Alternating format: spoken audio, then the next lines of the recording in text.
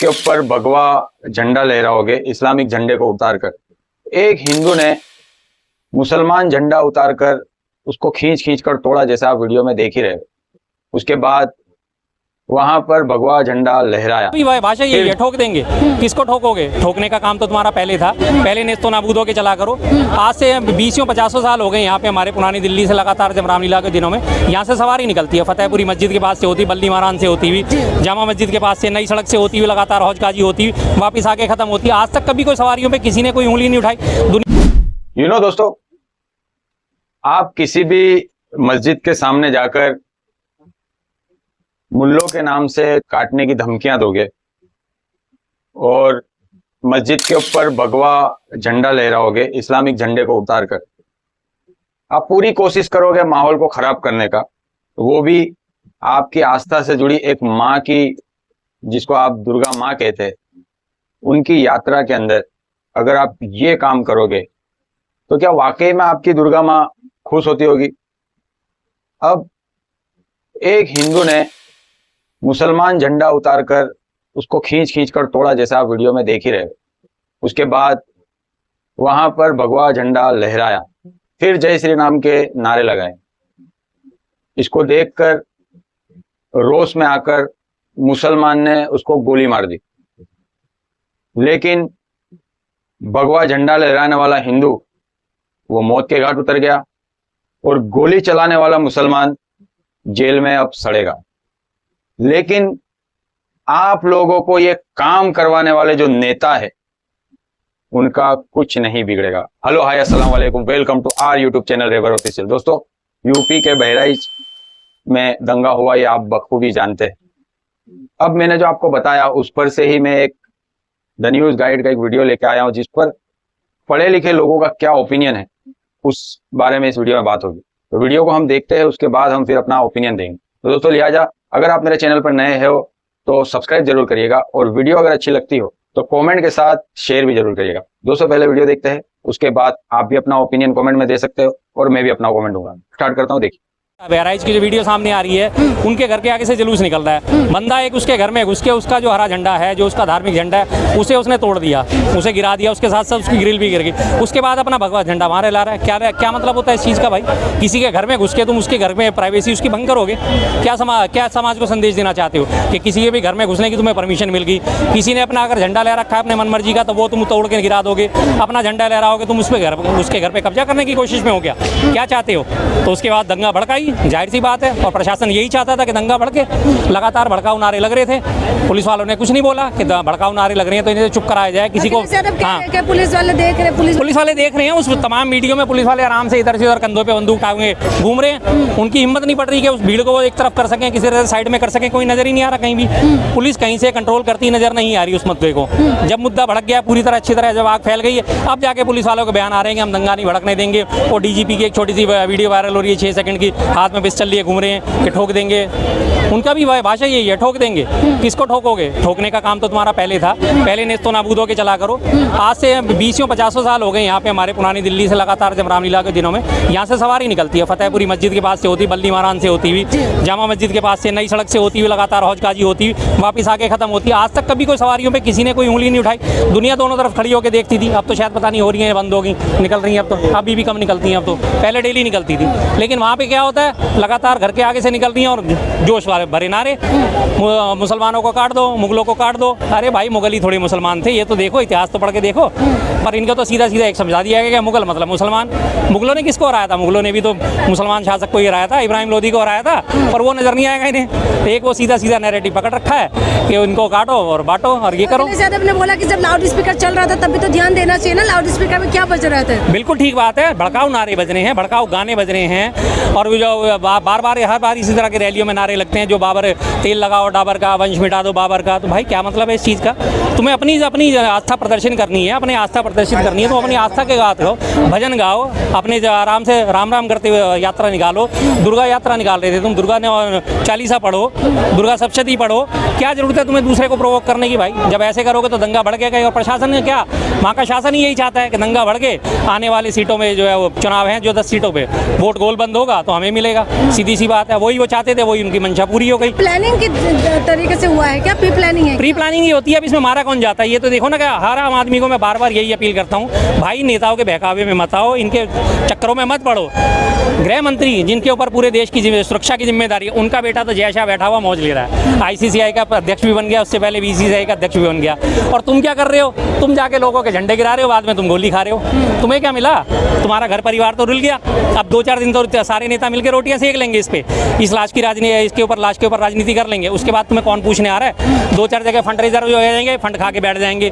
पीड़ित के लिए न्याय दो, हम इसके लिए फंड इकट्ठा करो, सोशल मीडिया पे कैंपेन जम जाएगा, लाखों रुपए बटोर के घर में लेके बैठ जाएंगे, और उसके बाद वो पीड़ित अपना घूमता रहेगा। 2002 के गुजरात दंगों का याद है आपको?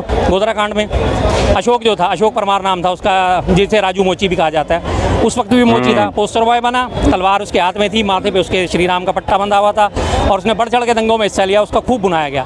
आज भी वो बैठा हुआ अपने जूते सही कर रहा है, आज भी उसकी जिंदगी में कोई बदलाव नहीं आया। उत्तर पूर्वी दंगे भड़के थे। एक देवेंद्र यादव नाम का लड़का था, जिसे पहली बार सबसे पहली सजा उसी को मिली है, 5 साल की सजा मिली है। दिहाड़ीदार मजदूर था, सारा उसका फैमिली बिखरी पड़ी है। ये तो बहकावे में आके लोग तो आके कर जाते हैं कांड, नेता तो अपनी मौज ले रहे हैं बैठे हुए। यूपी में जो कहते हैं कि लॉ एंड ऑर्डर काबू में है, और योगी जी के राज में इस तरीके के हो रहा है, और बिल्कुल। लॉ एंड ऑर्डर की बात कहते हैं कि बहुत अच्छा हो गया है पहले से। हाँ जी, तो ये अब आपको अच्छा तो दिख ही रहा है ना, कि सड़कों पे जुलूस निकल रहा है, लगातार लाठियां भांजी जा रही हैं, लगातार लोगों के घर जलाए जा रहे हैं। वहाँ पे एक होंडा का शोरूम था, हीरो होंडा की गाड़ियों का शोरूम, उसको तक को जला दिया, उसे भी जला दिया। क्यों भाई? उसने कौन सा, हाँ क्या भलाई है बताओ ना, आ जाओ, हाँ बताओ बताओ। हीरो होंडा का शोरूम जला दिया, क्या भलाई है उसमें? आओ ना, अरे इधर आके बात करो ना, पीछे के पीठ पीछे देखो, हैसियत देखो इनकी। हकीकत ये है, आपने बोला बुराई एक मिनट सुनिए तो सही। हकीकत ये है, जो मैंने 30 दिन देखता हूँ, इनके पास इतना टाइम है जो केवल इसी चीज का चर्चा करते हैं। देश के बारे में चर्चा करना बुरा क्या एक बात बताइए, इतने बेवकूफ हैं जो जिता रहा है मोदी को। एक ये शख्स ऐसे हैं जो कहते हैं जो सबसे बड़ी कमी उसी में है। आपके मैं बता रहा हूँ ना, इन्होंने कितने बेवकूफ हैं, तो बेवकूफ ऐसा ही है। हीरो होंडा के शोरूम में आग लगी, फिर भी ये मोदी को वोट देंगे। मणिपुर की देखो, मणिपुर की बहन बेटियों को नंगा घुमाया गया, फिर भी मोदी को वोट देंगे। देखो ना, चैनल चलाना है मणिपुर के, अरे मेरे चैनल कोई नहीं, मेरी बात सुनो, मुद्दे की बात। मणिपुर में बहन बेटियों को नंगा हुआ है, फिर भी वोट दोगे ना? हाँ जी, एक मिनट भाई साहब जवाब इनसे लेना जरूरी। माननीय राहुल गांधी प्रधानमंत्री से जवाब मांगो कि देश का इतना बुरा हाल कैसे है, मोदी जी से नहीं मांगो। ये देखो अकलमंद कितने हैं, कितने खुश हो गए। इन्हें यही नहीं पता प्रधानमंत्री कौन है, इन्हें यही नहीं पता प्रधानमंत्री कौन है। अगर राहुल गांधी से जवाब मांगोगे ना, एक मिनट, बिल्कुल मुमकिन है। अगर राहुल गांधी से आप जवाब मांगोगे तो ये खुश है, और मोदी जी से किसी की दुनिया में किसी की हिंदुस्तान में औकात नहीं है कि मोदी जी से जवाब पूछ ले, और जो जवाब पूछेगा उसको कह देंगे ये भागते जी।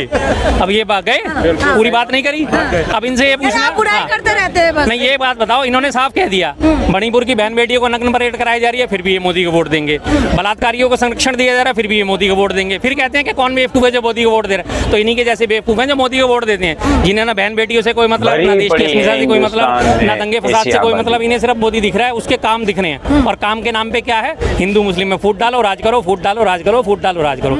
और ये सपोर्टर उसी चीज के हैं। इन्हें कोई नहीं नजर आता कि किसी का घर उजड़ गया, किसी का सुहाग उजड़ गया, किसी का भाई मारा गया, किसी का बेटा मारा गया, इन्हें कोई लेना देना नहीं है। इन्हें तो सिर्फ फिर कहते हैं कि कौन है जो वो लोग बेवकूफ हैं, तो वाकई वो लोग ऐसे बेवकूफ। जी जी बिल्कुल, ये उपचुनाव की वजह से हो रहे हैं, जाहिर सी बात है उपचुनाव की वजह से, और साथ में जो इनसे पहले अभी इलेक्शन हरियाणा के निपटे हैं और जम्मू कश्मीर के निपटे हैं, इससे पहले लगातार तमाम नेताओं ने जो भड़काऊ बयान दिए थे, बटोगे तो कटोगे, हिंदू एक हो जाओ, हिंदू अपनी रक्षा के लिए शास्त्र भी उठाओ, शस्त्र भी उठाओ। लगातार तस्वीरें सोशल मीडिया पे लोगों की वायरल हो रही हैं, जो इसको सपोर्ट करने वाले हिंदू करने वाले लोग हैं, एक हाथ में तलवार ले रखी है और अपने घर में शस्त्र रख रखा है कि नहीं, शस्त्र भी उठाओ, शास्त्र भी उठाओ। क्यों उठाएं शस्त्र हम भाई? क्या बात है शस्त्र उठाने के लिए? शस्त्र उठाएगा कौन? हमारे सैनिक उठाएंगे शस्त्र। अगर बॉर्डर पे हमारे साथ परेशानी तो सैनिक शस्त्र उठाएंगे। हम अपने घर में किसके लिए शस्त्र उठाएं? पड़ोसी के लिए शस्त्र उठाएं, अपने साथ रहने वालों के लिए शस्त्र उठाएं, उनसे मेलजोल नहीं बढ़ा सकते, उनसे भाईचारा नहीं बढ़ा सकते, क्या बात नहीं कर सकते? उनके लिए शस्त्र क्यों उठाएं? लेकिन वहाँ हमेशा लगातार भड़काऊ ये चल रहा है, शस्त्र उठाओ नहीं तो बढ़ जाओगे, नहीं तो कट जाओगे।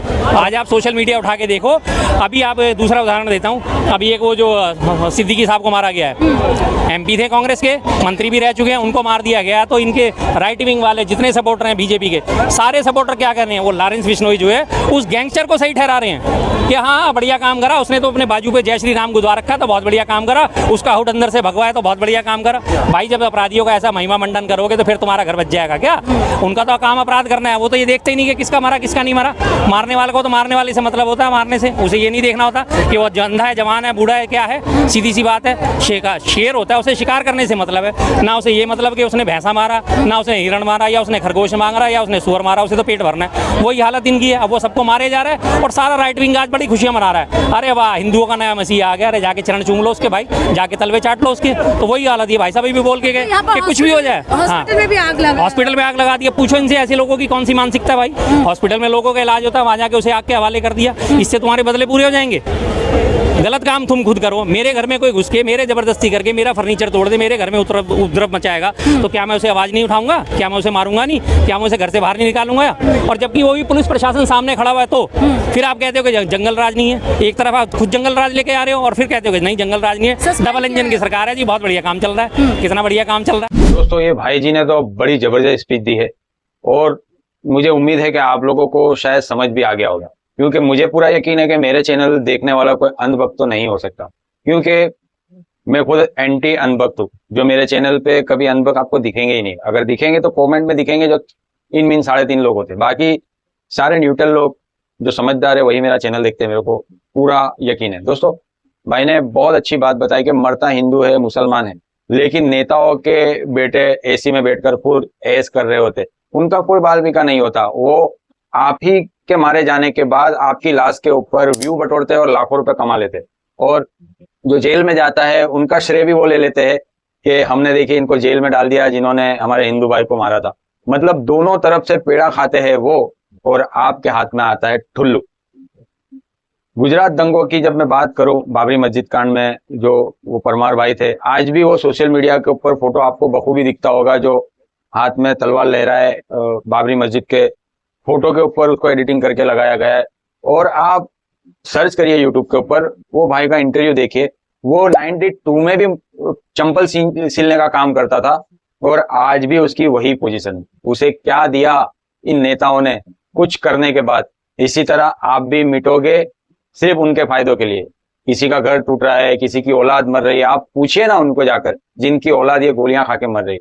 ये दुर्गा माँ की अगर आपने रैली निकाली तो उसमें आपको मुल्ले काटे जाएंगे, डाबर तेल लगाइए और बाबर का वंश मिटाइए, ऐसे नारे लगाओगे। आपने मुसलमानों की रैलियां देखी होगी ईद मिलादुन नबी में, वो अपने नबी के नारे लगाते हैं, अपने अल्लाह के नारे लगाते हैं, लेकिन कभी भी वो किसी और धर्म को नीचा दिखाने के लिए अपने जुलूसों में कोई हरकत नहीं करते। जब आप किसी के घर के सामने खड़े रहकर उसके अल्लाह और रसूल को गाली दोगे, आप उनके वंशजों को गाली दोगे, आप उनकी मस्जिदों पे भगवा लहराओगे, तो क्या कोई खड़ा रहेगा आपका मुंह देखेगा? बदले में वो कुछ हरकत तो करेगा ही, और यही एक साजिश होती है इन नेताओं की आपको लड़वाने के लिए।